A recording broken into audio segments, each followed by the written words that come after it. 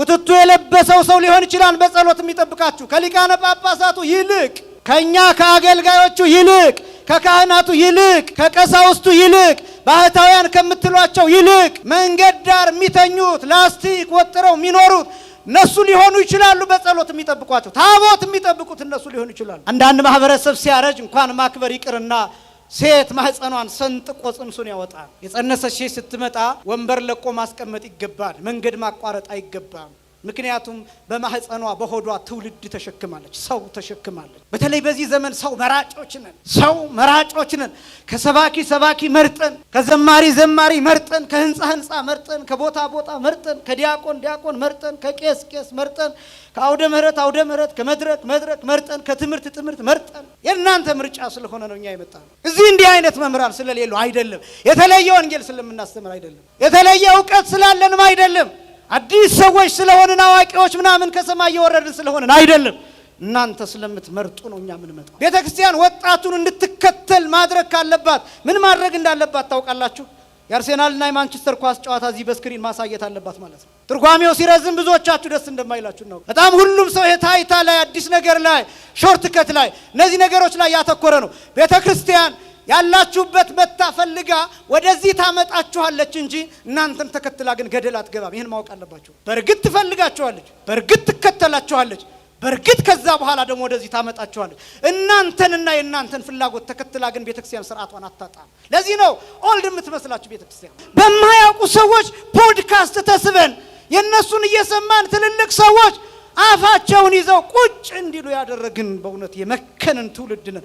የክለብ ታሪክ እንደ ጀብድ የሚሰማበት ዘመን፣ የመጠጥ ታሪክ፣ የጭፈራ ታሪክ፣ የዝሙት ታሪክ እንደ ጀብድ እንደ ጦር ሜዳ ታሪክ የሚሰማበት ዘመን፣ እንደ ፉከራ እንደ ሽለላ የሚሰማበት ዘመን። ይሄ ዘመን በሚዲያ ወጥተው ቀድመው ያወሩ ሰዎች ብቻ የሚከበሩበት ዘመን ነው። ብዙ ህፃናት እየለመኑ ነው ሜዳ ላይ ወጥተው። እናት አባቶቻቸውን የገደልንባቸው ህፃናት፣ ታላላቅ ወንድሞቻቸውን በጦርነት የገደልንባቸው ህፃናት አሁን በመኪና መስኮት እጃቸውን እያወዛወዙ ይለምኑናል፣ ሳንቲም ይጠይቁናል። የሚጠይቁት የተቸገሩት የራሳቸው እድል ሆኖባቸው እንዳይመስላችሁ፣ እኛ እድላቸውን ቀምተናቸው ነው።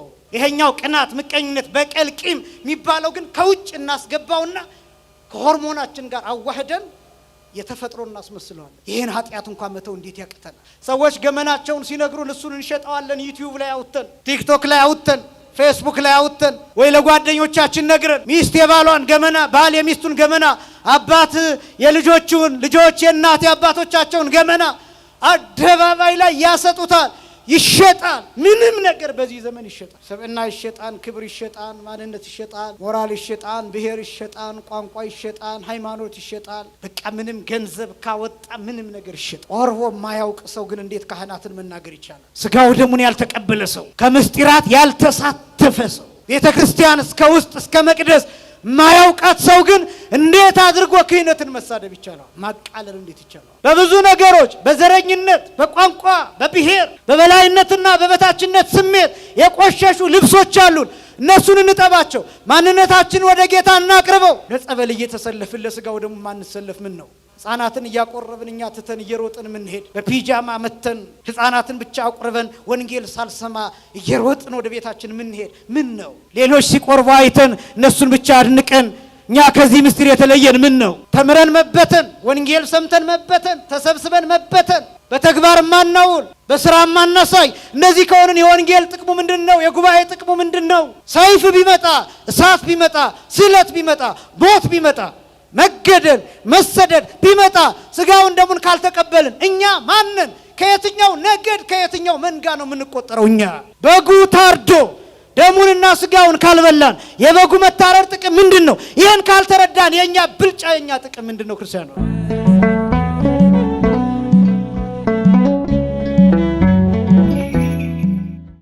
በስመ አብ ወወልድ ወመንፈስ ቅዱስ አሃዱ አምላክ አሜን።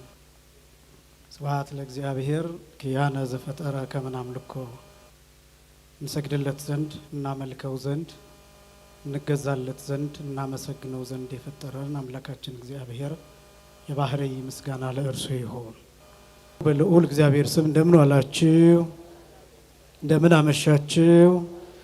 አምላካችን እግዚአብሔር በዚህ ዕለት በዚህ ሰዓት በዚህ ቅዱስ ስፍራ ተገኝተን ቅዱስና ሕያው ዘላለማዊ የሆነውን ቃሉን እየሰማን እንድንባረክ እንድንቆይ ስለረዳን ስሙ ለዘላለም የከበረ የተመሰገነ ይሁን።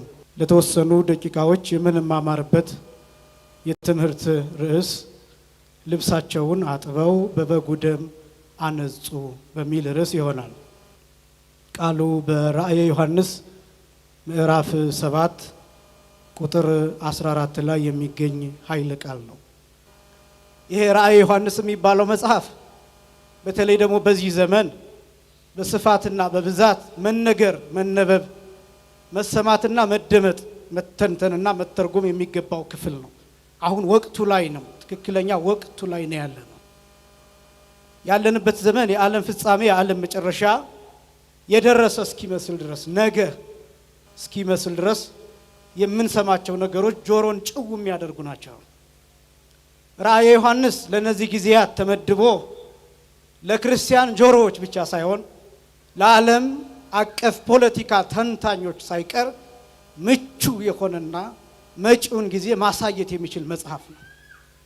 ይሄ መጽሐፍ ከሌሎቹ ቅዱሳት መጽሐፍት ልዩ የሚያደርገው የተለየ ብቃትን የሚጠይቅ አንዳንድ ጊዜ ትህትናን የሚጠይቅ አላውቅም ማለትን የሚጠይቅም ጭምር ነው ይሄ መጽሐፍ።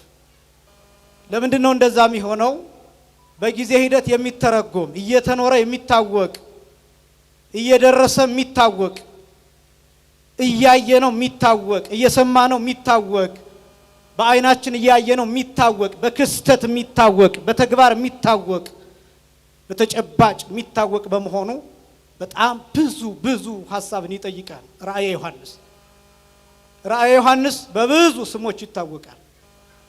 የምስጋና መጽሐፍ፣ የተስፋ መጽሐፍ፣ የሰማይ መስኮት መጽሐፍ፣ የድል መጽሐፍ፣ የመላእክት መጽሐፍ፣ የዘላለም ሕይወት መጽሐፍ፣ የምስጢር መጽሐፍ፣ ረቂቅ መጽሐፍ እየተባለ በብዙ አይነት ስያሜዎች ይታወቃል። ይህንን ራእይ የተመለከተ ወንጌላዊ ቅዱስ ዮሐንስ ነው። ቅዱስ ዮሐንስ ወንጌላዊ ለመጨረሻ ጊዜ ያየው ራእይ ይሄ መጽሐፍ ብቻ ነው። ከአምስት መጽሐፎች ውስጥ የመጨረሻ የጻፈውም ይህን መጽሐፍ ነው። ያየውም ይህንን ራእይ ነው። ቅዱስ ዮሐንስ ወንጌላዊ ይህንን ራእይ ካየ በኋላ ተሰውሯል። እግዚአብሔር ወደሚያውቀው ስፍራ ተወስዷል። ይህንን ራእይ ለማየት ቅዱስ ዮሐንስ ወንጌላዊ አጠቃላይ እድሜው 95 ዓመታትን ወስዶበታል። እድሜው ከጌታ መከራ በኋላ ግን 70 ዓመታትን አሳልፏል ይህንን ራእይ ለማየት። ቅዱስ ዮሐንስ ወንጌላዊ ብዙ አልቅሷል። የኛ ሊቃውንት ሲገልጡ 70 ዓመት ቁጹረ ገጽ ሆኖ የኖረ ብለው ይገልጡታል። ቁጹረ ገጽ ማለት ፊቱ የቋጠረ ፊቱ የተቋጠረ ማለት ነው። ለ70 ዓመታት አንድ ቀን ስቆ አያውቅም። እያለቀሰ እንባውን ጨርሶ ደም አልቅሷል። ደሙን ጨርሶ እጅ አልቅሷል። ከዛ መጨረሻ ሊጠራ ሲል ይህን ራእይ ሲያይ ቆዳው ከአጥንቱ ጋር ተጣብቆ ነበር። በምድር ላይ ይኖር እንጂ ቅዱስ ዮሐንስ ወንጌላዊ ይኖር የነበረው በሰማይ ነበር። በዚሁ በራእዩ ክፍል ላይ መልአክ እንዳይሰግድለት ሲያስጠነቅቀው ትመለከታላችሁ። አንድ ጊዜ አይደለም፣ 2 ጊዜ። ይሄ የሆነበት ምክንያት ስለ 2 ምክንያት ነው። አንደኛው ዮሐንስ ከመላእክት ደረጃ ደርሶ ስለነበረ በዚህ ምክንያት እንዳትሰግድልኝ ብሎ ከልክሎታል። ምክንያቱም ዮሐንስ በስጋ ሆኖ ከመላእክት ጋር ግን ያን እኩል ነበር። አንደኛ። ሁለተኛ እንዳይሰግድለት ያስጠነቀቀው መልአኩ ያሳየው የነበረው የዘላለምን ሕይወትን ነው። ያ የዘላለም ሕይወት እኛ በምስጋና የምንኖርበት ከመላእክት ጋር የምናመሰግንበት ዙፋኑን የምንዞርበት ብርሃን የሚጎርፍበት የሚፈስበት ፍቅር የሚታደልበት ማስተዋል የሚጨምርበት ሐዘንና እንባ የሚቀርበት የሚታበስበት የፊት መጨማደድና መጎሳቆል የሌለበት በቁመትና በእውቀት በትምህርት ደረጃ ማንለያይበት ጾታ የማይለይበት ይሄ ቅዱስ ይሄ ጻድቅ ይሄ ሌላ ተብሎ የማይለይበት ሁሉም በየደረጃው የሚያመሰግንበት ስፍራ ነው። ያ ቦታ ያን ነበር ሲያስጎበኘው የነበረው። ያ ስፍራ ላይ ሰዎች ለመላእክት አይሰግዱም። ሰዎች ከመላእክት ጋር ሆነው እግዚአብሔርን ያመሰግናሉ። ያ ስፍራ ያ ሕይወት ያ ዘመን ያ ጊዜ ያ የዘላለም ሕይወት ያ ብርሃን ያ የፍቅር ፏፏቴ፣ ያ የልቡና ፏፏቴ፣ ቋንቋ የማይለይበት ልሳን የሌለበት የነፍስ ቋንቋ ብቻ ያለበት ቅዱስ ቅዱስ ቅዱስ የሚለው ምስጋና እንደ ባህር የምንዋኝበት እንደ ውቅያኖስ የሚታይበት ያ ምስጋና የምናመሰግንበት ያ ጊዜ ላይ እገሌ ለነገሌ ይሰግዳሉ የሚባልበት ህይወት አይደለም። ያ ህይወት ያን ህይወት እያስጎበኘው ስለሆነ እንዳትሰግድልኝ ተጠንቀቅ ብሎ ያስጠነቀቀው ለዚያ ነው። ቅዱስ ዮሐንስ ያን ህይወት አይቷል። የተለየ ነው። ወንጌላዊ ቅዱስ ዮሐንስ የጌታን መከራ በልቡናው ስሎ በአይምሮው ስሎ 70 ዓመታት እያሰበ እያለቀሰ በጌታ ፍቅርና መከራ እየተሰቃየ ኖሯል። ወንጌላዊ ቅዱስ ዮሐንስ ያ ራእይ የተገለጠው ለዮሐንስ ወንጌላዊ ብቻ ነው። ያልጻፋቸው ራእዮች አሉ። በዚሁ በራእዩ የተቀመጠ እንዳትጽፈው አትመህ አስቀምጠው የተባሉ በዳንኤልም በቅዱስ ዮሐንስ ወንጌላዊም ታይተው ግን ታትመው ተዘግተው የተቀመጡ ራእዮች አሉ። የተጻፈልን በጣም ጥቂት ነው። ይሄን የምናገረው መጽሐፍ ቅዱሱን ስትገልጡ ትህትና እንዲኖራችሁ ነው። የቅዱሳንን መጽሐፍት ስታነቧቸው ትህትና እንዲኖራችሁ ነው። ያልተገለጡ ብዙ አሉ፣ በልባቸው ያሉ ብዙ አሉ፣ በአይምሮአቸው ያሉ ብዙ አሉ። ከዚያ ውስጥ እጅግ ከባድ የሚባለው የመጽሐፍ ክፍል ይሄ ክፍል ነው፣ ራእየ ዮሐንስ ነው። ራእየ ዮሐንስ በሶስት ክፍሎች የተከፈለ ነው። በዋናነት አንደኛው የመጀመሪያው ከምዕራፍ 1 ጀምሮ እስከ ምዕራፍ 4 ያለው ነው። ሁለተኛው ከምዕራፍ 5 ጀምሮ እስከ ምዕራፍ 19 ድረስ ያለው ነው። ሶስተኛው ክፍል ከምዕራፍ 20 ጀምሮ እስከ መጨረሻው ድረስ ያለው ክፍል ነው። ሶስት ዋና ክፍሎች ናቸው ያሉት፣ ዋና የሚባሉ ክፍሎች። በውስጡ በጣም ብዙ ንዑሳን ክፍሎች አሉ። እኔም ማሳያችሁ አሁን በርዕስነት ያነሳሁት ከምዕራፍ 5 ጀምሮ እስከ ምዕራፍ 19 ድረስ ባሉት የሚቃኝ ነው። ከምዕራፍ 5 ጀምሮ እስከ ምዕራፍ 19 ድረስ ያለው የሚበዛው ምዕራፍ የሚመሰረተው በአንድ የታተመ መጽሐፍ ነው። በ7 ቁልፍ የተዘጋ መጽሐፍ። በዚህ መጽሐፍ ነው መሰረት የሚያደርገው። የራእየ ዮሐንስ ሴንትራል ሜሴጅ የተቀመጠው እዚህ መጽሐፍ ላይ ነው። የራእየ ዮሐንስ ብቻ ሳይሆን የሐዲስ ኪዳን ዋና ማዕከላዊ ጭብጥ ሐሳብ የሚባለው በዚህ በታተመ በ7 ቁልፍ ወይም ማህተም በተዘጋ መጽሐፍ ላይ የተመሰረተ ነው። ሐዲስ ኪዳኑን ማወቅ ከፈለጋችሁ ይሄ መጽሐፍ ስለ ሁሉም ነገር ይናገራል። ይሄ የታተመው መጽሐፍ ይሄ የታተመው መጽሐፍ ስለ ብሉይ ኪዳን ይናገራል። ይሄ የታተመው መጽሐፍ ስለ ሐዲስ ኪዳን አጠቃላይ ይናገራል። ይሄ የታተመው መጽሐፍ አሁን ስላለንበት ዘመን ይናገራል። ይሄ የታተመው መጽሐፍ እስከ ዓለም ፍጻሜ ድረስ ስለሚሆነው ነገር ይናገራል። በዚህ አጭር የደቂቃ ስብከት ይህንን ሁሉ ታውቁታላችሁ ማለት አይደለም፣ ግን መስማት ግን አለባችሁ። ደጋግማችሁ መስማት ግን አለባችሁ።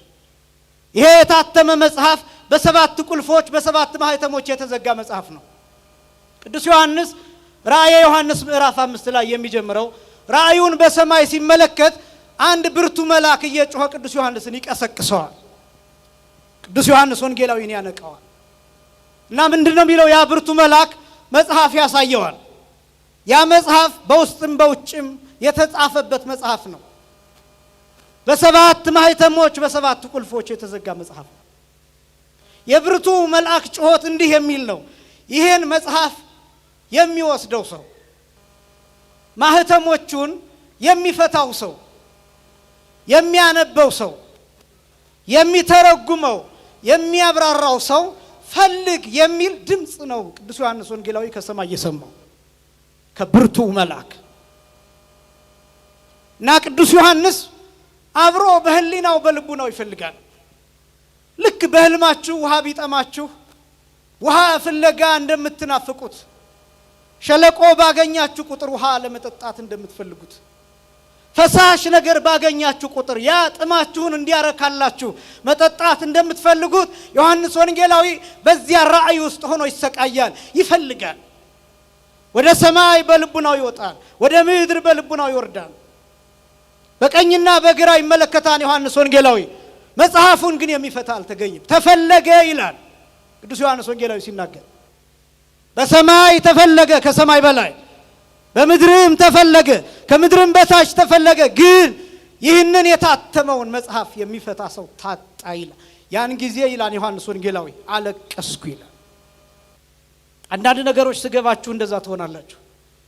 ዮሐንስ ወንጌላዊ ይሄ መጽሐፍ ትልቅ ጉዳይ እንደሆነ ገብቶታል። ይሄ የታተመው መጽሐፍ ይሄ በሰባት ቁልፍ የተዘጋው በሰባት ማኅተም የታተመው መጽሐፍ በውስጥም በውጭም የታተመበት መጽሐፍ የተጻፈበት መጽሐፍ ይሄ መጽሐፍ ክቡር ነገር እንደሆነና ትልቅ ጉዳይ እንደያዘ ገብቶታል። ትልቁ ጥያቄ ግን ይሄን መጽሐፍ ማን ይውሰደው? ከዚያስ ማን ማኅተሙን ይፍታት? ከዚያ ማን ያንብበው? ከዚያስ ማን ይተርጉመው? ማን ያብራራው? ይሄን ጥያቄ መመለስ የሚችል አካል ያስፈልጋል። ከሰማይ በላይ ተፈለገ የለም። በሰማይ መካከል ተፈለገ በመላእክት ከተማ የለም። በምድር መካከል በሰዎች መካከል ተፈለገ የለም። ከምድር በታች ባሉ ካልዕ ፍጥረት ተብለው በሚጠሩ ፍጥረታት ተፈለገ የለም። ስለዚህ አለቀስኩ ይላል ዮሐንስ ወንጌላዊ። ተመለሰ ወደ ኋላ። ዮሐንስ ወንጌላዊ በራእዩ ብሉይ ኪዳንን ኖረው ያን የጨለማ ዘመን ኖረው ያን የፍዳ ዘመን ኖረው ለምን ይሄ የታተመው መጽሐፍ አዳምንና ልጆቹን የልጅ ልጆቹን የሚገልጥ ነበር። ይሄ በሰባት ቁልፍ የተዘጋው መጽሐፍ በሰባት መከራ የተዘጋ መጽሐፍ ነበር። በሰባት እርግማን የተዘጋ መጽሐፍ ነበር ይሄ መጽሐፍ። አዳምና ልጆቹ የልጅ ልጆቹ በውስጥና በውጭ የተጻፈው ጽሑፍ የሥጋና የነፍስ መርገም ነበር። በውስጥ የተጻፈው የነፍስ መርገም ነበር። በውጭ የተጻፈው ደግሞ የሥጋ መርገም ነበር። ማን ይፍታ?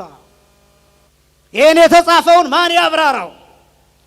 ይሄን መርገም የሥጋ መርገም፣ የነፍስ መርገም፣ የሥጋ በደል፣ የነፍስ በደል፣ ዓለም የተሰበረበት በደል፣ ዓለም የተንከራተተበት በደል፣ የበተበታተንበት በደል፣ ከእግዚአብሔር አባትነት የወጣንበት በደል፣ ልጅነት ያጣንበት በደል፣ ከገነት የተባረርንበት በደል፣ ወደ ምድረ ፍዳ የመጣንበት በደል፣ ወደ እሾህ የተጣልንበት፣ ወደ ጨለማ የገባንበት በደል፣ ሰላማችንን ያጣንበት፣ መከራ ውስጥ የሆንበት፣ ከእግዚአብሔር የኮለልንበት እርግማን፣ ያ እርግማን መጽሐፉ ውስጥ ነበር። መጽሐፉ የሰው ልጅ ነው።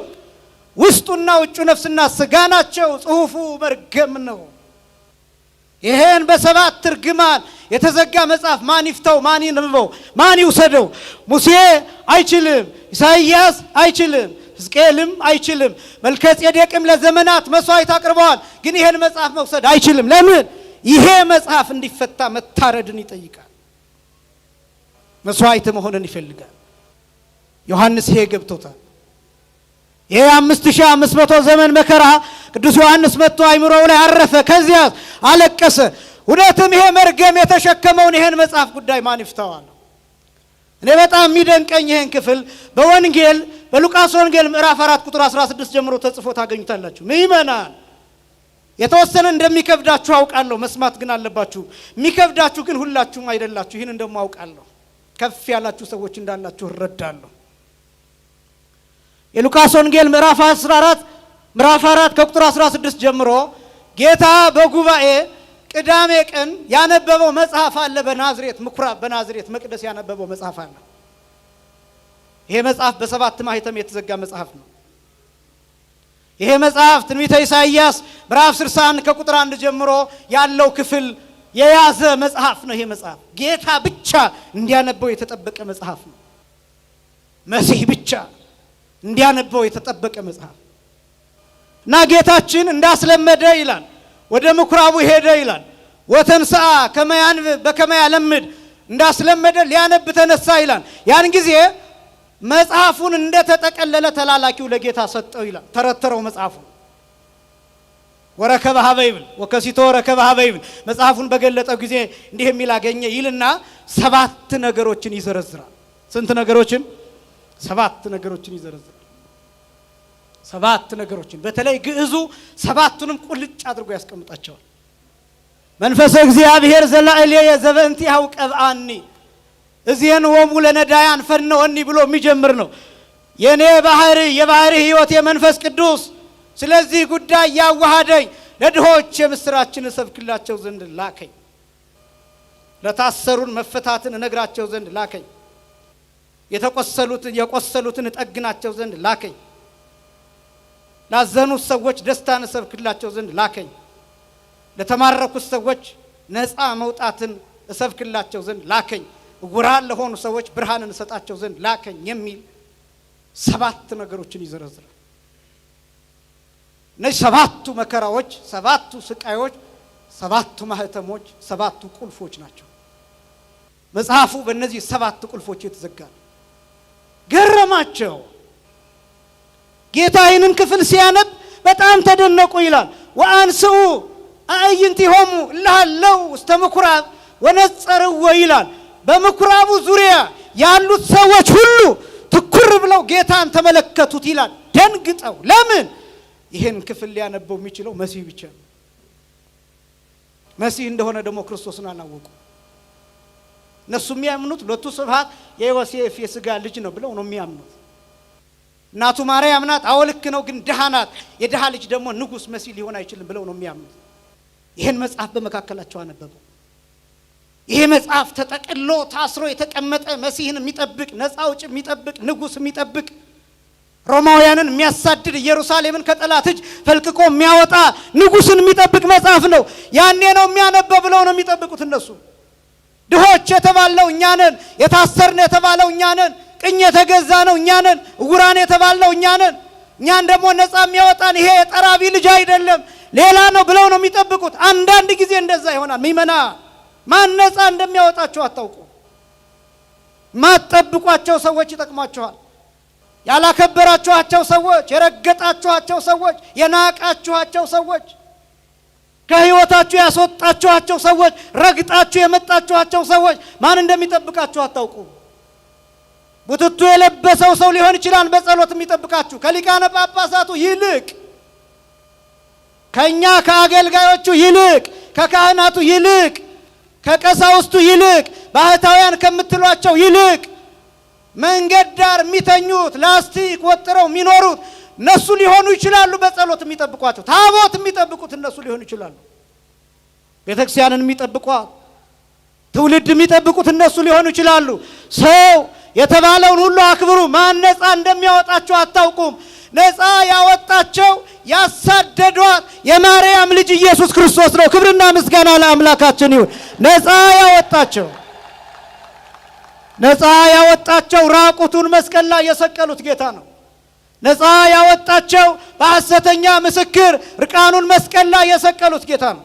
መስቀል አሸክመው እንዲደፋ ያደረጉት ጌታ፣ በበረት የተወለደው ጌታ፣ ከእንግዳ ማደሪያ ስፍራ ያባረሩት ጌታ፣ ገና ስትጸነስ ጀምሮ እናት አባቷን እያሳደዱ በምድረ በዳ እንድትወለድ ያደረጓት እናት እመቤታችን፣ ከዚያስ በኋላ ጽንስት ሆና ጌታን በማህፀኗ ተሸክማ ማደሪያ ስላልነበራቸው ስፍራ ስላልነበራቸው ተብሎ በግርግም እንድትወልድ የተገደደችዋ ሴት ነፃ እንዲወጡ ነፃ አውጪውን የሰጠቻቸው እሷ ናት።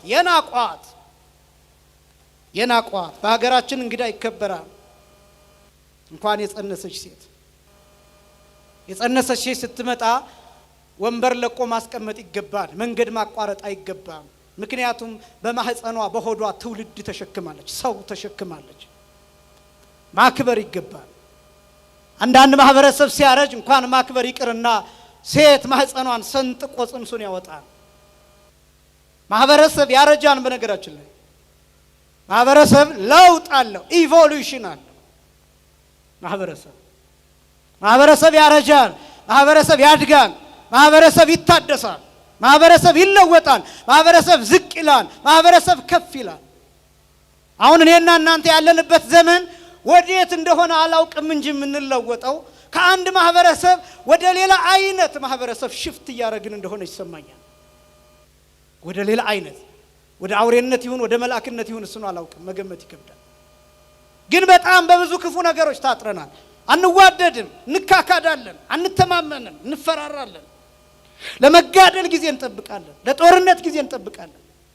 አንዱን ለማሳደድ ጊዜ ይጠብቃል። ሁሉም አድፍጦ ይጠብቃል። ያንዳንዱ ሰው አይምሮው ላይ ሞት አለ፣ ልቡ ውስጥ ጨለማ አለ፣ ልቡ ውስጥ ቂም አለ፣ ልቡ ውስጥ በቀል አለ፣ ልቡ ውስጥ ምቀኝነት አለ፣ ልቡ ውስጥ ቅናት አለ። ጊዜ ይጠብቃን ያለ መፈንዳት። እንደዚህ አይነት ማህበረሰብ ፈጥረናል። የአይሁዳውያን ማህበረሰብ ክርስቶስ በመጣበት ዘመን አንዱ የነበረው ችግር ምን እንደሆነ ታውቃላችሁ? ሰው መግፋት፣ የማያውቁትን ሰው መግፋት፣ ማሳደድ በጣም ከባድ ጠባይ ነበር። እመቤታችን ጸንሳለች፣ ጌታን በማህፀኗ ተሸክማለች። ግን እሳ ቦታ አስቀድሞ ሊሰጣት የሚገባው እንደው የጌታ እናት መሆኑን ተውትና ለጸነች ሴት አልነበረምን? ስለጸነሰች ብቻ የጌታ እናት መሆኗን ስላላወቁ ነው እንበል። የአምላክ እናት መሆኗን ስላላወቁ ነው እንበል። አምላክ በማህፀኗ እንዳለ ስላላወቁ ነው እንበል። ግን ምንም ይሁን ይቺ ሴት ስለጸነሰች ብቻ ከማንም አስቀድሞ ቦታ ስፍራ አይገባትም ነበርን? አሳደዷት። ስለዚህ ግርግም ውስጥ ወለደች። በእንስሳት መካከል ወለደች። በበረት መካከል ወለደች። በአህዮች መካከል ወለደች። ምክንያቱም አሳደዋታል። ይሄ ብቻ አይደለም የሚገርመው፣ ከወለደች በኋላስ ልጇን ይዛ በግብፅ አሸዋ እንድትንከራተት ተፈረደባት። ለምን? ማህበረሰቡ አሁንም ለመቀበል ፈቃደኛ አይደለም። የናቋት ሴት፣ ያሳደዷት ሴት ወይን ክርስቶስን፣ ህብስት ክርስቶስን መስቀል ላይ ተሰቅሎ የሚያድነንን ነፃ አውጪውን መሲህ ወለደች። ክብርና ምስጋና ለአምላካችን ይሁን።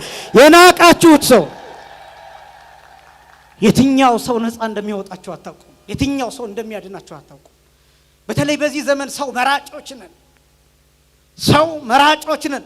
ከሰባኪ ሰባኪ መርጠን፣ ከዘማሪ ዘማሪ መርጠን፣ ከህንፃ ህንፃ መርጠን፣ ከቦታ ቦታ መርጠን፣ ከዲያቆን ዲያቆን መርጠን፣ ከቄስ ቄስ መርጠን፣ ከአውደ ምህረት አውደ ምህረት፣ ከመድረክ መድረክ መርጠን፣ ከትምህርት ትምህርት መርጠን። የእናንተ ምርጫ ስለሆነ ነው እኛ የመጣነው። እዚህ እንዲህ አይነት መምህራን ስለሌሉ አይደለም። የተለየ ወንጌል ስለምናስተምር አይደለም። የተለየ እውቀት ስላለንም አይደለም። አዲስ ሰዎች ስለሆንን አዋቂዎች ምናምን ከሰማይ የወረድን ስለሆንን አይደለም። እናንተ ስለምትመርጡ ነው እኛ የምንመጣው። መምህር የሚጋበዘው የተለያየ መምህር የሚጋበዘው የተለያዩ ጉባኤያት በተለያዩ ቀናት የሚሰሩት የእናንተን ምርጫ የእናንተን ፍላጎት ለመጠበቅ ተብሎ ነው። መራጮች ነን በብዙ መልኩ። የትኛው በመንፈስ ቅዱስ እንደሚነግረን አናውቅም። የትኛው ሰው በዚህ ዘመን ራሱ ክርስቶስ በአይሁድ ዘመን እንደነበረው አሁን ክርስቶስ የተቦጫጨቀ ልብስ መጥቶ ላስተምረን ቢል ዞር በል ብለን እናባረዋለን። እንዲያውም ቀጥቅጠን እንሰቅለዋለን። የዚህ አስተሳሰብ ደረጃ ደርሰናል። ምእመናን፣ ወጣቶች ወንድሞችና እህቶች፣ ኦርቶዶክሳውያን በተለይ ወጣቶች ወንድሞችና እህቶች ራሳችሁን መፈተሽ አለባችሁ። በጌጥ በውበት በሌላ ነገር መምረጥ ቤተ ክርስቲያኒቷ የግድ እናንተን እንድትከተል ማድረግ። በነገራችን ላይ ቤተ ክርስቲያን ወጣቱን እንድትከተል ማድረግ ካለባት ምን ማድረግ እንዳለባት ታውቃላችሁ? የአርሴናልና የማንቸስተር ኳስ ጨዋታ እዚህ በስክሪን ማሳየት አለባት ማለት ነው። እናንተን ከተከተለች ስርዓት ይጠፋል። እናንተን ከተከተለች ማህሌቱ ይጠፋል። እናንተን ከተከተለች ቅዳሴው ይጠፋል፣ ዜማው ይጠፋል፣ ወዙ ይጠፋል፣ ለሃዩ ይጠፋል፣ ትርጓሜው ይጠፋል። እናንተን ነማንንና ምን አይነት ትምህርት እንደምትፈልጉ ጭምር እናውቃለን። ምን አይነት ትምህርት ምን አይነት ስብከት እንደሚስማማችሁ ጭምር እያወቅን ነው የአባቶቻችንን ትምህርት የምንነግራችሁ። ትርጓሜው ሲረዝም ብዙዎቻችሁ ደስ እንደማይላችሁ እናውቃለን። በጣም ሁሉም ሰው የታይታ ላይ አዲስ ነገር ላይ ሾርት ከት ላይ እነዚህ ነገሮች ላይ ያተኮረ ነው። ቤተ ክርስቲያን ያላችሁበት መታ ፈልጋ ወደዚህ ታመጣችኋለች እንጂ እናንተን ተከትላ ግን ገደል አትገባም። ይሄን ማወቅ አለባችሁ። በርግጥ ትፈልጋችኋለች፣ በርግጥ ትከተላችኋለች፣ በርግጥ ከዛ በኋላ ደግሞ ወደዚህ ታመጣችኋለች። እናንተንና የእናንተን ፍላጎት ተከትላ ግን ቤተክርስቲያን ስርዓቷን አታጣም። ለዚህ ነው ኦልድ የምትመስላችሁ ቤተክርስቲያን። ለዚህ ነው ጥንት የምትመስላችሁ። ለዚህ ነው ያረጀች የምትመስለው። በእናንተ አንፃር ሌሎቹን እየተናገርኩ ነው እንጂ እናንተን ለማለት አይደለም። እናንተማ እየመጣችሁ ነው፣ መልካም ነው። ያን ጊዜ አይሁዳውያን ክርስቶስን መቀበል አልፈለጉም። ከዛስ ምን አሉ? እንዴት ይሄን የትንቢት መጽሐፍ ሊያነብ ቻለ ብለው ሁሉም ተገረሙና ተመለከቱት። ጌታ መጽሐፉን ጠቀለለና ወሃቦ ለላይክ ይላል፣ ለተላላኪው ሰጠውና ጌታ ተቀመጠ ይላል። ሁሉም ግን አይናቸውን አንስተው ጌታን እየተመለከቱት ነበር። ከዛ ምን እንዳሉ ታውቃላችሁ? እንዴት ይሄ መሲህ ሳይሆን ለመሲህ የተቀመጠውን የመጽሐፍ ክፍል እንዴት አነበበ ሲሉ ጌታ በልባቸውን ያለውን ሐሳብ ያውቃን አምላክ ነውና እንዲህ አላቸው። የሚያስደነግጥ ቃል ነው። ዮም በጽሐ ቃለ ዝንቱ መጽሐፍ ወተሰልጠ ውስተ እዘኒክሙ አላቸው። እኔ በጣም ነው የሚገርመኝ ይሄ የመጽሐፍ ቃል ዛሬ አሁን በጆሮአችሁ በፊታችሁ በአይናችሁ ተፈጸመ አላቸው። ይሄኛው ደግሞ ሌላ አስደንጋጭ ቃል። ይሄን ትንቢት እንዲናገር ያደረገው ኢሳይያስን ራሱ ክርስቶስ ነው። ያስቀመጠውስ ራሱ ክርስቶስ ነው። ያነበበውስ ራሱ ክርስቶስ ነው። የተነገረውስ ለራሱ ለክርስቶስ ነው። የተረጎመውስ ራሱ ክርስቶስ ነው። በሰባቱ ቁልፎች የተዘጋ መጽሐፍ ነው። በሰባት ማህተሞች የታተመ መጽሐፍ። ይሄን መጽሐፍ በአይሁድ ፊት አነበበው። ከዚያስ ነገራቸው። እኔ በጣም የሚያስፈራኝን ነገር ልንገራችሁ። እዚህ ላይ የሉቃስ ወንጌል ምዕራፍ 4 ቁጥር 29 ላይ ጌታችን መድኃኒታችን ኢየሱስ ክርስቶስን ወደ ተራራ ወሰዱት ይልና ከመያጽድፍዎ ይላል፣ ገደል ሊሰዱት ይላል። በጣም ነው የሚያስፈራል። ሀገራቸው ተራራ ላይ የተሰራች ከተማ ናት፣ ዙሪያዋን ገደል ናት ይላል ትርጓሜያችን። ከዛስ ጌታን ወደ ተራራ ቀስ አድርገው ያዋሩ ወሰዱት። ከዛስ የገደል አፋፍ ሲደርሱ ገፋ አድርገው ገደል መስደድ። ተመልከቱትማ ነፃ አውጪውን ገደል የሚሰድ ትውልድ ያ ትውልድ፣ መድኃኒቱን ገደል የሚሰድ ትውልድ ያ ትውልድ፣ መሲሁን ገደል የሚሰድ ትውልድ፣ በገደል የሚወረውር ትውልድ፣ እጁ ላይ ያለው መድኃኒት እሱን የሚያመክን ትውልድ። እንዲሁ አይሁድን ሁልጊዜ እንወቅሳለን እንጂ በዚህ ዘመንም በጣም ብዙ መድኃኒቶቻችንን የቀበርን ትውልዶች ነን። ብዙ የሚጠቅሙንን ነገሮች ገደል የሰደድን፣ ሊቃውንቱን ማናከብር፣ መምህራትን ማናከብር፣ ትልልቅ ሰዎች የማይከበሩባት ሀገር፣ ያቀኑ ሰዎች ዝም የሚሉበት ሀገር፣ የክለብ ታሪክ እንደ ጀብድ የሚሰማበት ዘመን፣ የመጠጥ ታሪክ፣ የጭፈራ ታሪክ፣ የዝሙት ታሪክ እንደ ጀብድ እንደ ጦር ሜዳ ታሪክ የሚሰማበት ዘመን፣ እንደ ፉከራ እንደ ሽለላ የሚሰማበት ዘመን። ምን እንደሆነ መንፈሳዊነት፣ ሀገር ምን እንደሆነ፣ ወጣትነት ምን እንደሆነ፣ ሰውነት ምን እንደሆነ በማያውቁ ሰዎች ፖድካስት ተስበን የነሱን እየሰማን ትልልቅ ሰዎች አፋቸውን ይዘው ቁጭ እንዲሉ ያደረግን በእውነት የመከንን ትውልድ ነን። እግዚአብሔር በእውነት ከመቃብርና ከሞት ያስነሳል። አደገኛ ዘመን ያለንበት ዘመን። ትልልቅ ሰዎች አይደመጡበትም ዘመኑ። አባቶች አይናገሩበትም ዘመኑ። ወታደሮች ጀብድ የሰሩ ሀገሪቱን ደም አፍሰው አጥንት ከስክሰው ያቆዩ ሰዎች አይደመጡበትም ዘመኑ። ተንቀው ያሉበት ዘመን ነው። ይሄ ዘመን በሚዲያ ወጥተው ቀድመው ያወሩ ሰዎች ብቻ የሚከበሩበት ዘመን ነው። ከጀርባ ያሉት ሞተር የሆኑት ዋና የሆኑት አባቶች የማይደመጡበት ዘመን ይሄ ዘመን። የ3 ደቂቃ ስብከት እንደ ዕውቀት የሚቆጠርበት ዘመን፣ እንደ መጽሐፍ የሚቆጠርበት ዘመን፣ እንደ ስንክሳር የሚቆጠርበት ዘመን። በጣም ከባድ ዘመን ነው። ወጣቶች ወንድሞችና እህቶች እየተቆጣኋቸው አይደለም፣ ላስጨንቃችሁም አይደለም። ዘመኑን ግን እንድታውቁት ያስፈልጋል። ብዙ ነገሮችን ገደል ሰደናል፣ ሰዎችን ገለናል። በሚሊዮን የሚቆጠር ህዝብ ሞተዋል በጦርነት። ገዳዮች ነን። ንስሐ ልንገባበት ያስፈልጋል። ልንጸጸትበት ያስፈልጋል። ልናለቅስበት ያስፈልጋል። ብዙ ህፃናት እየለመኑ ነው ሜዳ ላይ ወጥተው። እናት አባቶቻቸውን የገደልንባቸው ህፃናት፣ ታላላቅ ወንድሞቻቸውን በጦርነት የገደልንባቸው ህፃናት አሁን በመኪና መስኮት እጃቸውን እያወዛወዙ ይለምኑናል፣ ሳንቲም ይጠይቁናል። የሚጠይቁት የተቸገሩት የራሳቸው እድል ሆኖባቸው እንዳይመስላችሁ፣ እኛ እድላቸውን ቀምተናቸው ነው። እኛ ለምኞታችን ያፈናቀልናቸው ያሳደድናቸው ናቸው። በአደባባይ የሰራነውን ኃጢአት በአደባባይ እንዲነገር እንኳን አንፈልግም፣ እንድንጸጸበት አንፈልግም። ገደል የሰደድናቸው ብዙ ሰዎች አሉ። በብዙ የሚቆጠሩ 20-30 ሆነው በአንድ ጉድጓድ የተቀበሩ አሉ። ሬሳቸውን አሞራና ጅብ በልቶት አጥንታቸው ብቻ የቀሩ አሉ ሜዳ ላይ። ሬሳቸው አስከሬናቸው ወደ ወንዝ ተጥሎ ወንዝ ይወሰዳቸው አሉ። ለዚህ ንስሐ ካልገባንበት ከእግዚአብሔር ጋር መታረቅ እንዴት ይቻላል? እግዚአብሔርን ማታለል እንዴት ይቻላል? ቢያንስ እንኳን በውስጣችን ይሄ ጸጸት ካልተሰማን። ክርስቶስን ገደል ሊሰዱት ወሰዱት። ዋለፈንተ ማይከሎሙ በመካከላቸው አልፏቸው ሄደ። የመጀመሪያው መተላለፍ ይባላል። ያን በ7 ቁልፍ የተዘጋውን መጽሐፍ ጌታ ከፈተው። ክብርና ምስጋና ለአምላካችን ይሁን። ይሄ መጽሐፍ ብዙ ጉዳያችን የያዘ መጽሐፍ ነው። ታሪካችንን የያዘ መጽሐፍ ነው። አስደናቂ መጽሐፍ ነው። አስገራሚ መጽሐፍ ነው ይሄ መጽሐፍ። ከዛ ይሄን መጽሐፍ የሚፈታ ሰው ሲታጣ አለቀስኩኝ አለ ዮሐንስ። ከዚያስ ያ ብርቱ መልአክ ዮሐንስ ብሎ ጠራኝ። አታልቅስ አለኝ። ቀና ብዬ ተመለከትኩኛል። ቀና ብዬ ስመለከት እነሆ መጽሐፉን የሚወስደው ማህተሙንም የሚፈታው ተገኝቷል። የይሁዳ አንበሳ የዳዊት ስር የሆነው የታረደው በግ እርሱ ማህተሙን ይፈታ ዘንድ መጽሐፉንም ይወስድ ዘንድ ይችላል ብሎ አሳየኝ። ደስ አለኝ አለ። ወዲያውም ቀና ብዬ ስመለከት እንደ ታረደ በግ ቆሞ አየሁት አለ። ምን እንዳለ በግ? እንደ ታረደ በግ። የታረደ በግ ሲቆም አይታችሁ ታውቃላችሁ? የታረደ በግ ማለት ታርዶ የነበረ ከዛ ሕያው ሆኖ የተነሳ ማለት አይደለም። ታርዶ ቆሟል። ይሄ ነው እንደ ታረደ በግ ማለት። ታርዶ ቆሟል። ቆዳው ተገፏል። ደሙ እየተንጠባጠበ ነው። አንገቱ ላይ ቢላ ያረፈበት ጉድጓድ ይታያል። ደሙ እያዘራ ነው። የታረደው በግ ግን ቆሟል። እንደ ታረደ በግ ቆሞ አየሁት ማለት የታረደ በግ የተባለው ጌታ ነው። መታረድ መስዋዕትነቱ ነው። እንደ ታረደ በግ ቆሞ አየሁት የሚለው ደሙ እየተንጠባጠበ መታየቱን የሚያሳይ ነው። ምን ነው ዛሬ ደሙ ይንጠባጠባልን ቢባል አሁን መቼ ያፈሰሰው ደም? ያን ጊዜ ቀራንዮ መስቀል ላይ።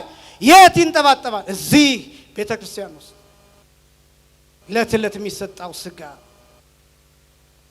ዕለት ዕለት የሚሰጠው ደም፣ ትኩስ ደም፣ ይሄ ሕይወት የሚሆነው ደም፣ ይሄ ጥበብ የሚሆነው ደም፣ ይሄ አቅም የሚሆነው ደም፣ ይሄ የሚያነጻው ደም ይታወቃቸዋል።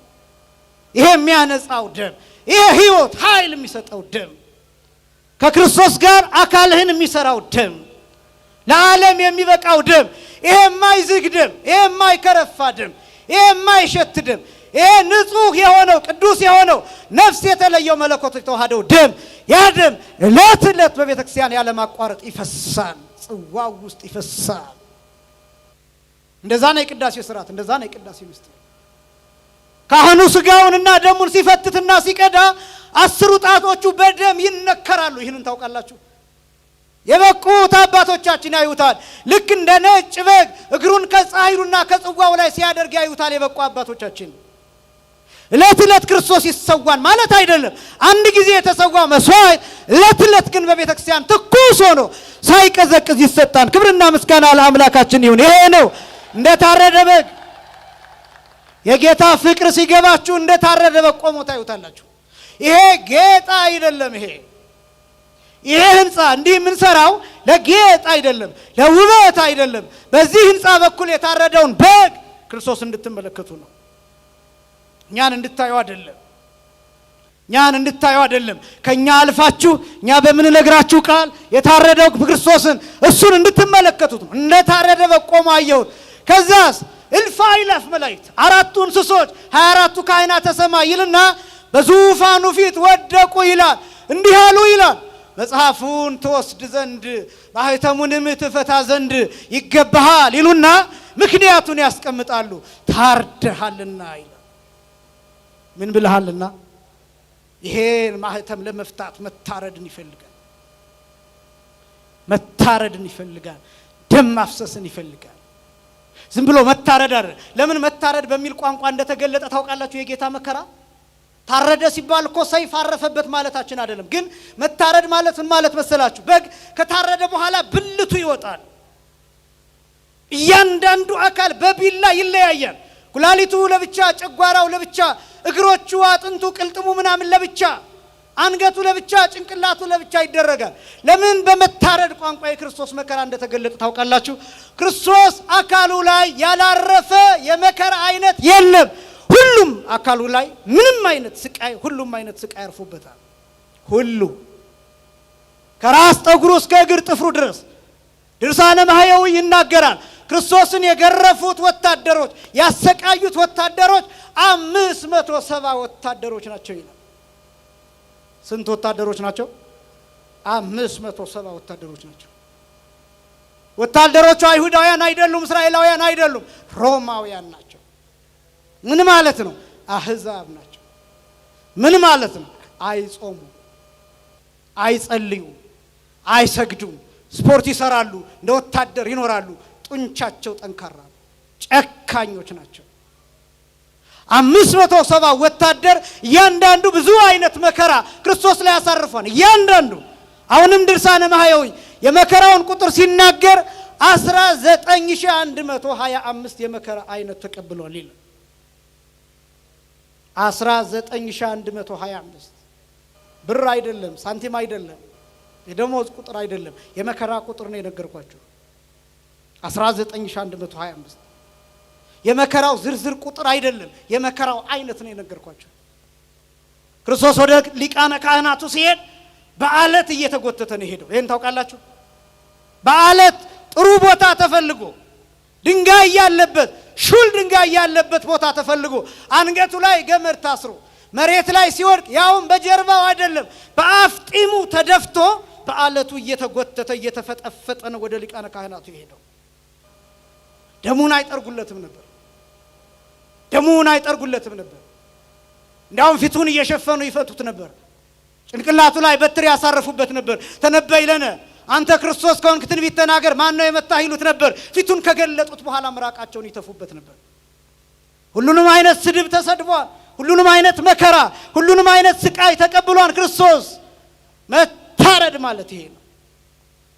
እላዩ ላይ 70 የሚደርስ የብረት እሾህ ጭንቅላቱ ላይ ተደርጓል። ከ70 ውስጥ ይላል ድርሳነ ማህየዊ አንዱ ረጅም ነው ይላል፣ አንዱ በአናቱ በጭንቅላቱ ትክክል የተደረገ ነው። በሚስማር በመዶሻ ከላይ ሲመቱት እስከ ልቡ ድረስ ይወጋው ነበር። እስከ ልቡ ድረስ ውስጥ ለውስጥ። ይሄ ሁሉ ሆኖ ምን እንደሚል ታውቃላችሁ? የሚያደርጉትን አያውቁምና ምን በላቸው? ገለነው ማረን፣ ገርፈነው ማረን፣ ጎትተነው ማረን፣ ወግተነው ማረን፣ ቸንክረነው ማረን። የሰቀልነው እኛ ነን፣ ስለ ኃጢአታችን ነዋ የተሰቀልነው። የገረፍነው እኛ ነን፣ ስለ እኛ ነዋ የተገረፈ። ቅዱስ ጳውሎስ ሲናገር ወሶበ እንዘ ጸሩንነ በሞተ ወልዱ ተሳለነ፣ ጠላቶቹ ስንሆን በልጁ ሞት ይቅር አለን ይላል። ክብርና ምስጋና ለስም አጠራሩ ይሁን፣ ስለ ምሕረቱ ስለ ርኅራኄው። አዎ ይህን ሁሉ አሰቃይተነዋል። ስጋው አልቆ ነበር። አንድ ገራፊ የጌታ ጀርባ ላይ አንድ ግርፋት አሳርፎ ሲነሳ የጅራፉ ጫፍ ላይ ሁልጊዜ እንደምትሰሙት ሹል የሆኑ አጥንቶችና ብረቶች ተቀምጠውበታል። የጅራፉ ጫፍ ላይ አንድ ገራፊ የጌታ ጀርባ ላይ ጅራፉን አሳርፎ ሲያነሳው እፍኝ ስጋ ይበተናል። ከጀርባው ተነስቶ አየር ላይ ይበራል። ጽዋ የሚሞላ ደም ከጀርባው ተነስቶ መሬት ላይ ይረጫል። አንድ ጽዋ ሙሉ ደም። ክርስቶስ ሲሞት ስጋው አልቋል፣ ደሙ አልቋል። አጥንት ብቻ ነው መስቀል ላይ የነበረው።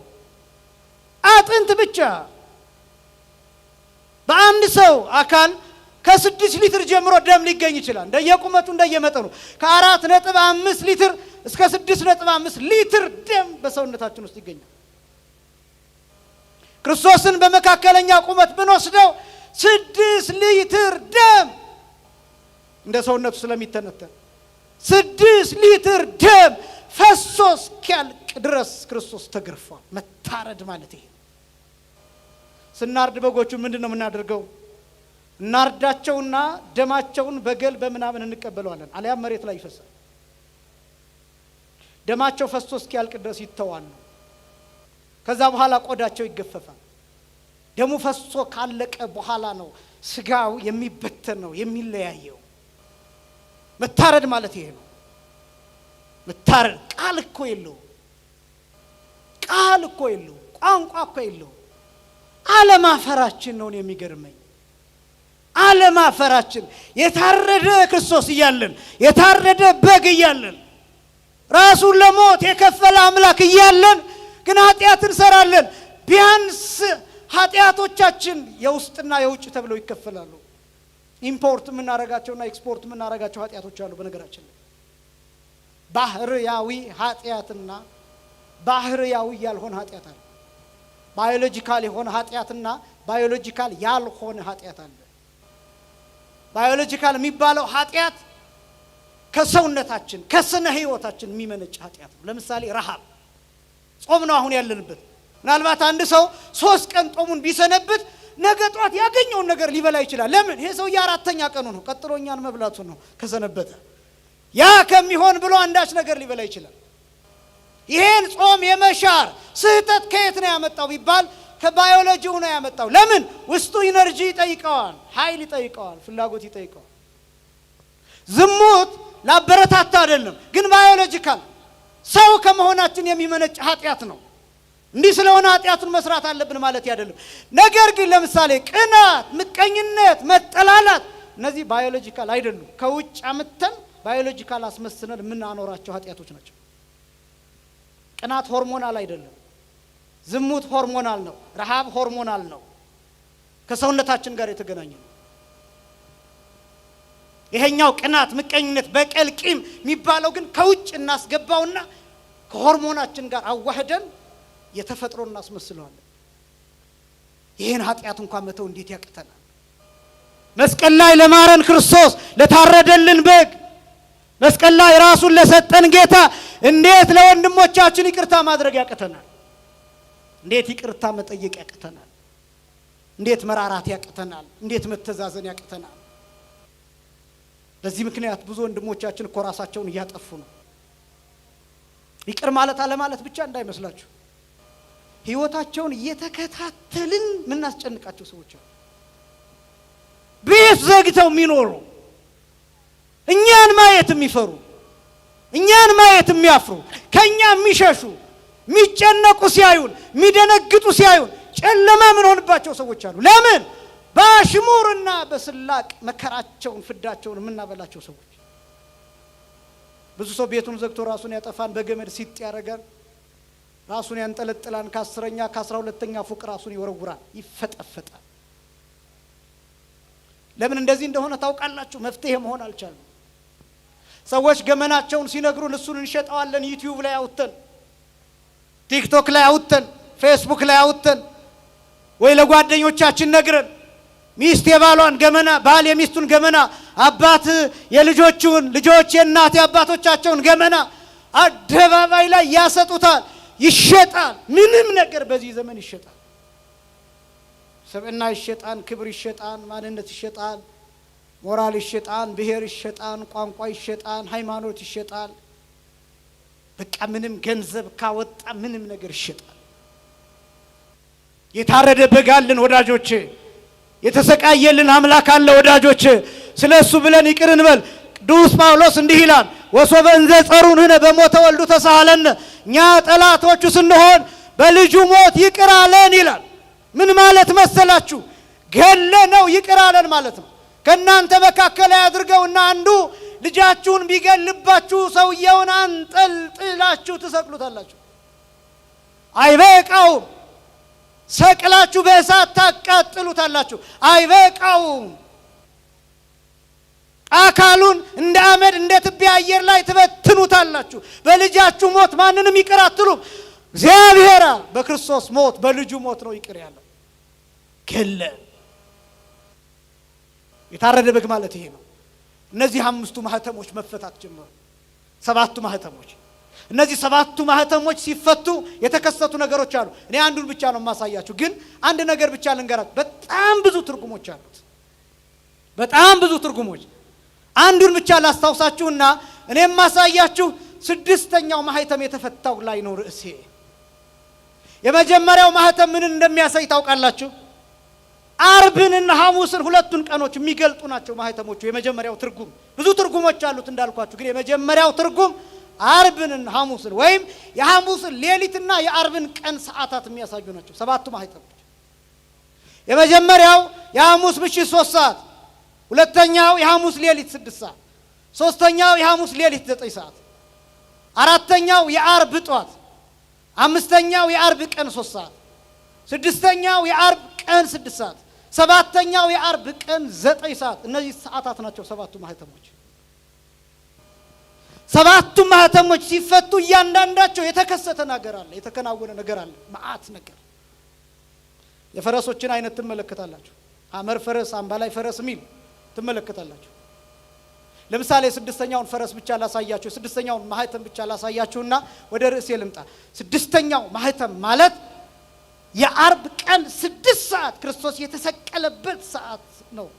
6ኛው ማህተም የተፈታ። 6ኛው ማህተም ሲፈታ ይላል ራእየ ዮሐንስ ምዕራፍ 6 ቁጥር 12 ላይ ፀሐይ እንደ ማግ ጠጉር ጥቁር ሆነ ይላል። ምን ሆነ? ጥቁር ሆነ። ጨረቃም ይላል እንደ ደም ሆነ ይላል። ከዋክብት ይላል ነፋስ ሲመታው ፍሬውን እንደሚጥል በለስ መሬት ላይ ወደቁ ይላል። ስድስተኛው ማህተም ሲፈታ ይሄ ስድስተኛ ማህተም የተፈታበት ሰዓት ማለት ክርስቶስ ስድስተኛው ማህተም ለመፍታት መስቀል ላይ ያረፈበት ሰዓት የሉቃስ ወንጌል ምዕራፍ 23 ቁጥር 44 ላይ የተገለጠው ወቀቲሮ ጊዜ ስሱ ሰዓት ሞተ ፀሐይ ቀትር ሲሆን 6 ሰዓት ላይ ይላል። ስንት ሰዓት ላይ? 6 ሰዓት ላይ ፀሐይ ሞተ ይላል። ፀሐይ ሞተ ይላል። ወጸልመ ኩሉ ዓለም ይላል። ዓለም በሙሉ ጨለማ ሆነ። ለምን? ስድስተኛው ማህተም የሚፈታበት ሰዓት። የትኛው ማህተም? የበለስ ፍሬ የተበላበት ማህተም። ገነቱ ውስጥ የበለሱ ፍሬ የተበላበት ማህተም፣ ሞት የመጣበት ማህተም፣ የዘላለም ርግማን የመጣበት ማህተም፣ የሰው ልጅ ከጸጋ ከብርሃን ተራቅቶ ራቁቱን ከገነት እንዲወጣ የተደረገበት ማህተም፣ ክርስቶስ ርቃኑን ከእንጨቱ ጋር የተጣበቀበት ስድስተኛው ማህተም የሚፈታበት ሰዓት። ስድስተኛው ማህተም። ሰባተኛው ማህተም ሲፈታ ይላል ምዕራፍ 8 ላይ ብታዩት እስከ ግማሽ ሰዓት ድረስ ዓለም ላይ ጸጥታ ሆነ ይላል። ያ ሰዓት ክርስቶስ የሞተበት ሰዓት ነው። ዝም ያለበት ሰዓት፣ ዝም ያለበት ሰዓት፣ ፍጥረት ጸጥ ያለበት ሰዓት፣ ዓለም እንደገና ሁለተኛ የተሰራበት ሰዓት፣ እኛ እንደገና የተፈጠርንበት ሰዓት፣ አስደናቂ ሰዓት። ያ ሰዓት ክርስቶስ የሞተበት ሰዓት። ስድስተኛው ማህተም ሲፈታ ይሄ ብቻ አይደለም የተከናወነው። በሰማይ ይላል መልአኩ ዮሐንስ ብሎ ጠራኝና ዘንባባ የያዙ ነጭ የለበሱ ብዙ አእላፍ ቅዱሳንን አሳየኝ ይላል። እነዚህ እነማን ናቸው ብሎ ጠየቀኝ ይላል። እያጠቃለልኩ ነው። እነዚህ እነማን ናቸው ብሎ ጠየቀኝ ይላል። ጌታዬ አንተ ታውቃለህ እንጂ እኔ ምን አውቃለሁ አልኩት ይላል ዮሐንስ። እነዚህ ከታላቁ መከራ የመጡ ናቸው። ልብሳቸውን አጥበው በበጉ ደም አነጹ አለኝ። ከታላቁ መከራ የመጡ ናቸው። የመጀመሪያው ከየት የመጡ ናቸው? ከታላቁ መከራ የተባለው የመጀመሪያው የጌታ መከራ ነው። የጌታ ሞት ነው ታላቁ መከራ የተባለው። ከሞት ነው ህይወት የተገኘ። ከድካም ኃይል ይገኛል። ከሞት ትንሣኤ ይገኛል። ከመቃብር ትንሣኤ ይገኛል። ከድካም ኃይል ይገኛል። ከጨለማ ብርሃን ይገኛል። ብርሃን የጨለማ ልጅ ነው። ብርሃን የጨለማ ውላጅ ነው ወይም የጨለማ ልጅ ነው። እነዚህ የምታዩዋቸው አምፖሎች የሚደምቁት ጨለማ ስለሆነ ብቻ ነው። በብርሃን አይደምቁም። ፀሐይ ሲወጣ እነዚህ ምንም ናቸው። ብርሃን የሚታየው ከጨለማ ነው። የብርሃን ትርጉም ራሱ የሚገባችሁ ከጨለማ ከመጣችሁ ነው። ጨለማ ካያችሁ ነው የብርሃን ትርጉም የሚገባችሁ። ከደካማ ነገር ኃይል ይወጣል። ከሞት ህይወት ተገኝቷል። ክርስቶስ በደከመበት ሰዓት መስቀል ላይ ይቺ ኃያል የሆነችው ቤተ ክርስቲያን ተገኘች። ክብርና ምስጋና ለአምላካችን ይሁን። ከታላቁ መከራ ቅዱሳን ኃያላን የሚባሉት ከጌታ ድካም የተገኙ ናቸው። ከጉድጓድ ነው የተወለድነው። ከቁስል ነው የተወለድነው። እኛ የቁስል ልጆች ነን። እስኪ በሉ የቁስል በሉ ልጆች ነን። የጌታ ቁስል ልጆች ነን። ቅዱስ ነቢዩ ኢሳይያስ ሲናገር ትንቢተ ኢሳይያስ ምዕራፍ 53 ላይ ወበቁስለ ዚአሁ ኀዮነ ንሕነ በእርሱ ቁስል እኛ ምን አለን ይላል? ተፈወስን ይላል። ግዕዙ ግን በእርሱ ቁስል እኛ ህይወት አገኘን ይላል። ምን አገኘን? ከቁስሉ ነው የተወለድነው። ልክ የለንጊኖስ ጦር የጌታ ጎን ውስጥ ሰምጦ ሲገባ ጉድጓድ ሲሆን ጦሩን ሲነቅለው ደምና ውሃ ሲወጣ ዓለም ከጌታ ጎን እንደገና ተወለደች። ክብርና ምስጋና ለአምላካችን ይሁን። ያን ጊዜ ጌታ በስጋ ሞቶ ነበር። ምን ብሎ ነበር? ከሞቱ ተወለደ። ቅዱስ ኤፍሬም እንዲህ ብሎ ተናገረ በዓርብ ውዳሴ ማርያም ዘዚ አነ ሞተ ነሳ ወእንቲአሁ ሕይወተ ወሀበነ። የእኛን ሞት ወስዶ የእርሱን ሕይወት ለእኛ ሰጠን። ከጉድጓዱ ተወለድን። ያ ነው ታላቁ መከራ የሚባለው። እነ ቅዱስ ጊዮርጊስ የተገኙት ከዚህ መከራ ነው። ሰማዕታት የተገኙት ከዚህ መከራ ነው። በሰማያዊቷ ህብረት ነጭ ለብሰው ዘንባባ ይዘው የሚያመሰግኑት የተወለዱት ከዚህ መከራ ነው።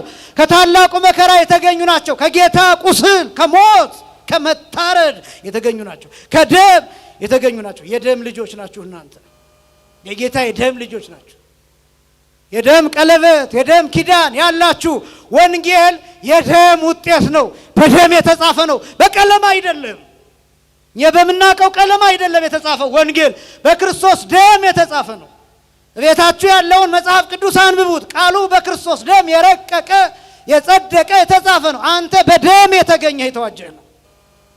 ውለታው ይግባችሁ፣ ክብራችሁ ይግባችሁ፣ ማንነታችሁ ይግባችሁ። በደም የመጣችሁ እንደሆናችሁ ተረዱ፣ ወቁ። የደም ልጆች ናችሁ። ስለ ኃጢአት ይቅርታ የፈሰሰ የአዲስ ኪዳን ደም የተሰጣችሁ ናችሁ። የደም ልጆች ነን ከታላቁ መከራ። ከዚያስ ልብሳቸውን አጥበው በበጉ ደም ያነጹ ናቸው። ልብሳቸው መጀመሪያ የታጠበ ነው። ማንነታቸው የታጠበ ነው። ልብስ የተባለው ልጅነት ነው። የታጠበ ነው ማለት የተዘጋጁ ናቸው፣ የተረዱ ናቸው፣ ያመኑ ናቸው። ከዚያስ በበጉ ደም ልብሳቸውን አጥበዋል። ምን ያደረጉ ሰዎች ናቸው? የቆረቡ ሰዎች ናቸው። የጌታን ስጋና ደም የተቀበሉ። ባጭሩ በጣም ብዙ ትርጉሞች አሉት። ልብሳቸውን አጥበው በበጉ ደም ያነጹ የሚባሉት የቆረቡ ስጋውን ደሙን የተቀበሉ ሰዎች ናቸው። ማንነታቸው በጌታ ደም ንጹህ የሆነ፣ ሰውነታቸው ለክርስቶስ እንደሚገባ የሆነ፣ ለጌታ እንደሚገባ የሆነ፣ ለቤተ ክርስቲያኒቱ ክብር የሚመጥን ከመላእክት ጋር የተቀላቀሉ የሰማዩን ልብስ የለበሱ ዘላለማዊነትን የተጎናጸፉ ክርስቶስን በስጋቸው ውስጥ ያደረጉ ዙፋን የሆኑ መቅደስ የሆኑ ሕያው መቅደስ። እነዚህ ሰዎች ናቸው ልብሳቸውን በበጉ ደም ያጠቡ። የተከበራችሁ ክርስቲያኖች ወንድሞቼና እህቶቼ ልብሳችሁን በበጉ ደም ነጭ አድርጉት። ብዙ የቆሸሹብን ነገሮች አሉ። አንዳንዶቻችን ስጋው ደግሞ ሳንቀበል ጳጳሳትን እንሳደባለን። እኔ ሊቃነ ጳጳሳትን አንተች የሚል አቋም የለኝም። በአግባብ በስርዓት ግን ይቻላል። ቆርቦ የማያውቅ ሰው ግን እንዴት ካህናትን መናገር ይቻላል? ስጋው ደሙን ያልተቀበለ ሰው፣ ከምስጢራት ያልተሳተፈ ሰው፣ ቤተ ክርስቲያን እስከ ውስጥ እስከ መቅደስ ማያውቃት ሰው ግን እንዴት አድርጎ ክህነትን መሳደብ ይቻላል? ማቃለል እንዴት ይቻላል? በብዙ ነገሮች በዘረኝነት፣ በቋንቋ፣ በብሔር፣ በበላይነትና በበታችነት ስሜት የቆሸሹ ልብሶች አሉን። እነሱን እንጠባቸው። ማንነታችን ወደ ጌታ እናቅርበው። ስጋውን ደሙን ኃይል የሆነውን ሕይወት የሆነውን ጥበብ የሆነውን የቤዛነት ኃይል የተጨመረበትን ስጋውን ደሙን እንቀበል። ለጸበል እየተሰለፍን ለስጋው ደሙ ማንሰለፍ ምን ነው? ሕፃናትን እያቆረብን እኛ ትተን እየሮጥን ምንሄድ፣ በፒጃማ መተን ሕፃናትን ብቻ አቁርበን ወንጌል ሳልሰማ እየሮጥን ወደ ቤታችን ምንሄድ ምን ነው? ሌሎች ሲቆርቡ አይተን እነሱን ብቻ አድንቀን እኛ ከዚህ ምስጢር የተለየን ምን ነው? ተምረን መበተን፣ ወንጌል ሰምተን መበተን፣ ተሰብስበን መበተን፣ በተግባር ማናውል፣ በስራ ማናሳይ። እነዚህ ከሆነን የወንጌል ጥቅሙ ምንድነው? የጉባኤ ጥቅሙ ምንድነው? የክርስትና ጥቅሙ የኦርቶዶክሳዊነት ጥቅሙ ምንድነው? የመምጣት ጥቅሙስ ምንድነው? የማመን ብልጫው ጥቅሙ ምንድነው? ክርስቲያኖች መቁረብ ካልቻለን፣ ራሳችንን ለክርስቶስ መስጠት ካልቻለን፣ ልብሳችን ካልታጠበ ካልተዘጋጀን የሰማዕትነትስ ጥቅሙ ምንድነው? ሰይፍ ቢመጣ፣ እሳት ቢመጣ፣ ስለት ቢመጣ፣ ሞት ቢመጣ፣ መገደል መሰደድ ቢመጣ ስጋውን ደሙን ካልተቀበልን እኛ ማንን? ከየትኛው ነገድ ከየትኛው መንጋ ነው የምንቆጠረው? እኛ በጉ ታርዶ ደሙንና ስጋውን ካልበላን የበጉ መታረድ ጥቅም ምንድነው? ይሄን ካልተረዳን የኛ ብልጫ የኛ ጥቅም ምንድነው? ክርስቲያኖች ይሄን ማወቅ ይገባል። ልብሳችንን አጥበን በበጉ ደም ማንጻት፣ ከዚያስ ከቅዱሳን ጋራ ቅዱስ ቅዱስ ቅዱስ የሚለውን ምስጋና ዘንባባ ይዘን ማመስገን አለብን። ልብሳቸውን አጥበው እነሱ በበጉ ደም አነጹ። ምናከብራቸው ለዚህ ነው። ቅዱሳንን ምንወዳቸው ለዚህ ነው። እኛም ከዚህ ህብረት መቀላቀል እንችላለን። እርሱም ደግሞ በሰራነው ኃጢአት ንስሐ ገብተን ስጋውን ደሙን ተቀብለን ቆርበን ማጠቃለያውን አድርገን ከቅዱሳን ጋር በሰማይ በህብረት መኖር እንችላለን። አምላካችን እግዚአብሔር ከቅዱሳን ህብረት ሁላችንንም ይጨምረን። ልብሳችንን አጥበን በበጉ ደም እንድናነጻ እርሱ አምላካችን ክርስቶስ ይርዳን። ያስተማረን የአባቶቻችን አምላክ እግዚአብሔር ይክበር ይመስገን። ወስብሐት ለእግዚአብሔር።